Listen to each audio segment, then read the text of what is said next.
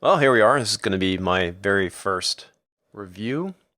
Today I'm going to be talking about Ghost Station Zero. Excuse me while I burp. Anyway, so Ghost Station Zero is by Anthony Johnston. He's the guy who came up with Atomic Blonde, well, at least the graphic novel that it's based off of, which is The Coldest Winter. Let me pull my notes up here. Okay,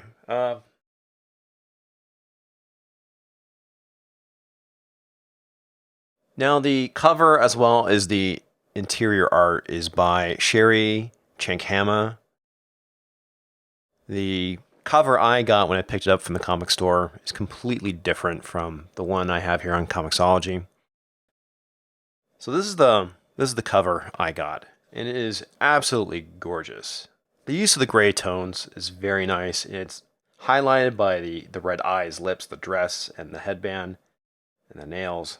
Freaking amazing. Very beautiful. This is the what attracted me to go and pick up this book. Now, we get into the internal cover here. There we go. Also very beautiful.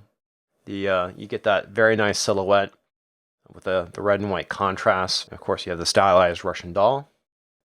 And I think it's kind of interesting here, though it is a bit confusing the way they did the credits rather than doing the writer, which is, they have mission briefing, hidden cameras, which, covers the art, transcripts, lettering, and external staging, the cover.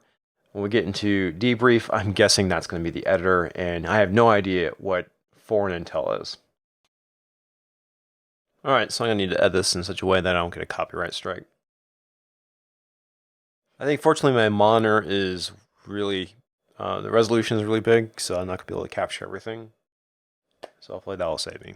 Anyway, I'm not a huge fan of the artwork by Sherry in this book.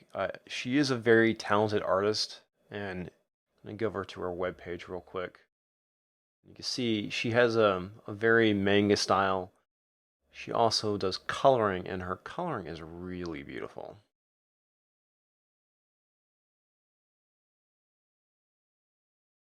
Look at that right there. I mean, that is very beautiful. Anyway, yeah, like I said, because obviously she has talent. I mean, you take a look at that cover, and it's just amazing. I don't know what the deal is here. If they were just tight timeline and they had to rush everything out, but not as impressed with it. So the story starts off with Conrad Ding. He's showing up to collect these women that were trafficked into China. Probably going to be used as prostitutes, sex slaves, something like that.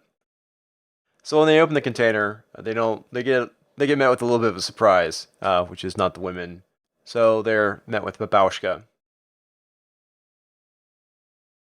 There's some really bad jokes in here. Conrad Ding, I've been dying to meet you. That it's bad. It's really bad. It's very cheesy, and you get a lot of this throughout the book. I'm not a big fan of the dialogue. Some of it's okay, but you get these moments, and they're just bad. Let me see if I can pull up the other one. Okay, unfortunately, I can't get it to show everything, so I'm just going to read it from the book. Unfortunately, the client wasn't happy with the merchandise. I had to kill the deal. And then you get to this next one here, where the bartender asks, "White Russian, madame?" Ha ha ha. She's Russian. Get it? Ha. Yeah, it's stuff like that. It's really bad, and it kind of kills the book. I mean, jokes like that work for like James Bond. I don't know if it really works for this book here. It's like I said, it's corny. Okay, so what I'm gonna try and do is just give a quick summation of the plot. Babashka, she's a spy. The mission starts off where she's trying to stop human traffickers. It You get this motorcycle chasing that it actually gets kind of corny. So the climax of the chase ends with this cargo ship showing up at the bridge, and they're having to go and raise the bridge. So you do get this kind of implausible ending to the, bridge scene where she jumps the bike off and gets out her swimming gear and lands in the water. This would kill a normal person. Again, I know this is a comic book, suspension of disbelief, etc., but you get this really kind of implausible thing going on here. Okay, so I'm just going to skip over the mission briefing. What she's sent to do is to go and find these ghost stations, which are former Soviet listening stations. Apparently, Eon, which is the organization that she's working for, wants to get this data so they can destroy it. So she's sent to go find this contact named HH at this resort in the Swiss Alps. So she runs into this dude, Tanaka-san. He is an enemy of hers and is also looking for these ghost stations. Alright, so while she's wandering around the casino, she just happens to stumble on to this very boisterous American who goes off and says Double H, which kind of catches her attention. And HH just happens to stand for Helga Herzog. So I'm going to skip over some stuff. It's really not important. You just have this kind of insult battle with the American.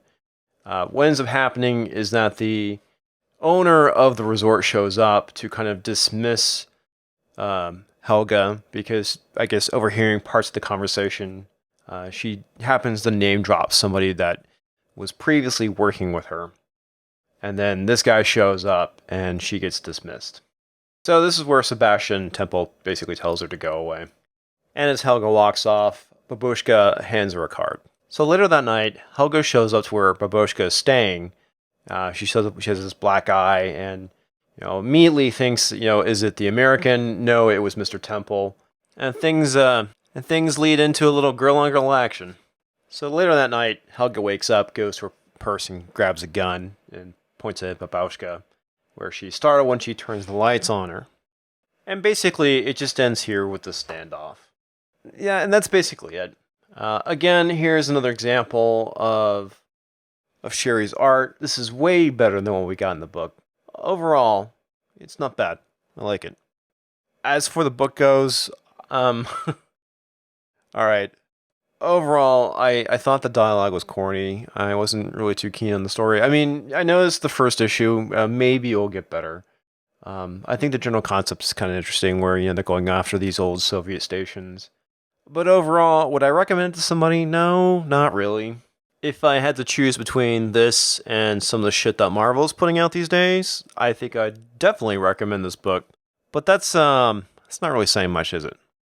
However, like I said, what I like the most about this book is the cover. It's absolutely gorgeous.